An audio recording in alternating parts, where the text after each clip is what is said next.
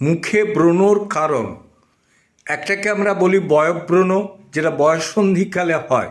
পায়খানা পরিষ্কার না হওয়া, জল কম খাওয়া এবং অতিরিক্ত তৈলাক্ত খাবার খাওয়া, এটা একটা ব্রণ হবার কারণ। দ্বিতীয় কারণ হচ্ছে কি, স্কিনের যদি পার্মানেন্ট কোনো ইনফেকশন থেকে থাকে সেটার জন্য ব্রণ বেরোতে পারে।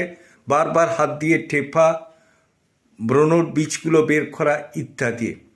তৃতীয় কারণ হচ্ছে কি, নানা রকম কসমেটিক্স ব্যবহার করা, ফেস ওয়াশ, ব্লিচ অথবা নানা রকম অয়েনমেন্ট ব্যবহার করে বা সানস্ক্রিন এগুলো মাখলেও কিন্তু ব্রণ হতে পারে।